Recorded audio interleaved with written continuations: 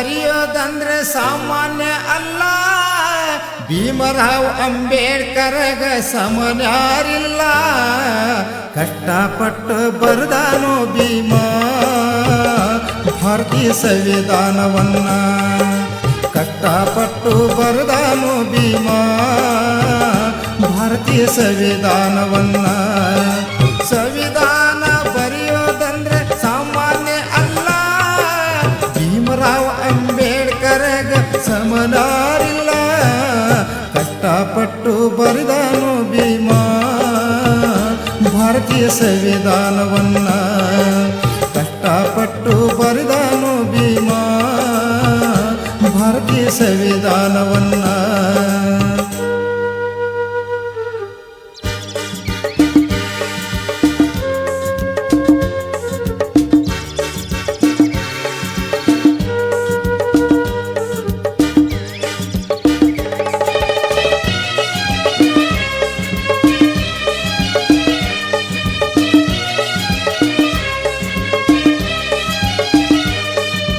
ಸಂವಿಧಾನ ರಚನೆ ಸಮಿತಿಗೆ 7 ಜನರನ್ನು ಆಯ್ಕೆ ಮಾಡಿದ್ದರು.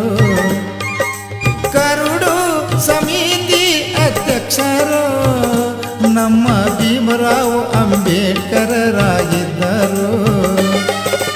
ಆಯ್ಕೆ ಮಾಡಿದ ಎಲ್ಲ ಸದಸ್ಯರು ಸುಳ್ಳು ನೆಪ ಹೇಳಿ ದೂರ ಸರಿದರು. ಭೀಮರಾವ್ ಸಂವಿಧಾನ ಬರೆದರು. ಸುಳ್ಳು ನೆಪ ಹೇಳಿ ದೂರ ಸರಿದರು. ಭೀಮರಾವ್ ಸಂವಿಧಾನ ಬರೆದರು. ಸಂವಿಧಾನ ಬರೆಯೋದಂದ್ರೆ ಸಾಮಾನ್ಯ ಅಲ್ಲ. ಭೀಮರಾವ್ ಅಂಬೇಡ್ಕರ್ಗ ಸಮನ್ಯಾರಿಲ್ಲ. ಕಷ್ಟಪಟ್ಟು ಬರೆದಾನೋ ಭೀಮ ಭಾರತೀಯ ಸಂವಿಧಾನವನ್ನ. ಕಷ್ಟಪಟ್ಟು ಬರೆದಾನೋ ಭೀಮ ಭಾರತೀಯ ಸಂವಿಧಾನವನ್ನ.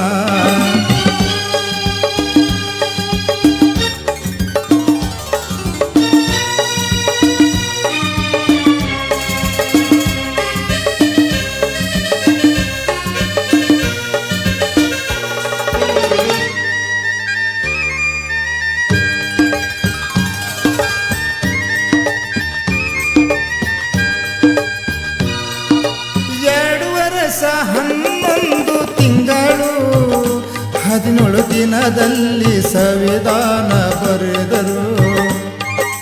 1950 ಜನವರಿ 26ನೇ ತಾರೀಕು ಭೀಮರಾವ್ ಬರೆದ ಸಂವಿಧಾನವು ಅಂದಿನಿಂದ ಜಾರಿ ಆಯಿತು. ದೇಶವ ಗಣರಾಜ್ಯವಾಯಿತು. ಅಂದಿನಿಂದ ಜಾರಿಗೆ ಬಂದಿತು. ಪ್ರಜಾರಾಜ್ಯವಾಯಿತು. ಸಂವಿಧಾನ ಬರೆಯೋದಂದ್ರೆ ಸಾಮಾನ್ಯ ಅಲ್ಲ. ಭೀಮರಾವ್ ಅಂಬೇಡ್ಕರ್ಗ ಸಮನಾರಿಲ್ಲ. ಕಷ್ಟಪಟ್ಟು ಬರೆದಾನೋ ಭೀಮ ಭಾರತೀಯ ಸಂವಿಧಾನವನ್ನ. ಕಷ್ಟಪಟ್ಟು ಬರೆದಾನೋ ಭೀಮ ಭಾರತೀಯ ಸಂವಿಧಾನವನ್ನ.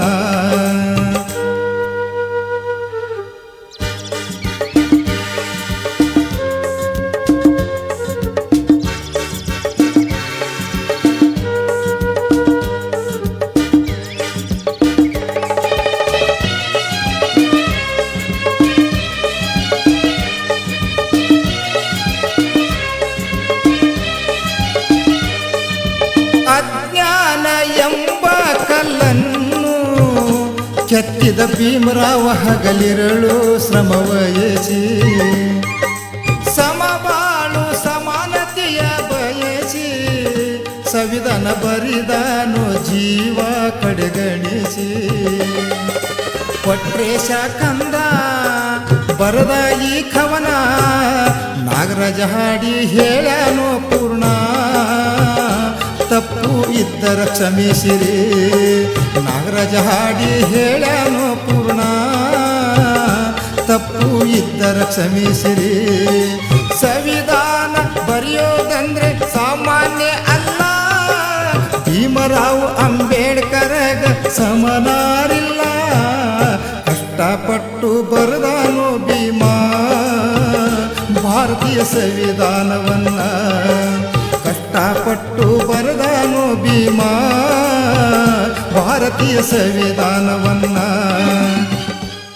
ಈ ಗೀತೆಗೆ ಸಾಹಿತ್ಯವನ್ನು ರಚಿಸಿದವರು ಗದಗ ಜಿಲ್ಲೆಯ ಗದಗ ತಾಲೂಕಿನ ನೀಲಗುಂದ ಗ್ರಾಮದ ಯುವ ಸಾಹಿತಿ ಕೊಟ್ರೇಶ್ ಆರ್ ಜಕ್ಕಂನವರು. ಇವರ ಮೊಬೈಲ್ ನಂಬರ್ 8722586698. ಹಾಗೂ ಈ ಗೀತೆಯನ್ನು ಹಾಡಿದವರು ಜಾನಪದ ಅಕಾಡೆಮಿ ಪ್ರಶಸ್ತಿ ವಿಜೇತರಾದ ಶ್ರೀ ನಾಗರಾಜ್ ಎನ್ ಜಕ್ಕಂನವರು, ಸಾಕಿನ್ ನೀಲಗುಂದ, ತಾಲೂಕ್ ಜಿಲ್ಲಾ ಗದಗ. ಇವರ ಮೊಬೈಲ್ ನಂಬರ್ 8310644542. ಈ ಗೀತೆಗೆ ಸಹಾಯ ಮತ್ತು ಸಹಕಾರ ನೀಡಿದವರು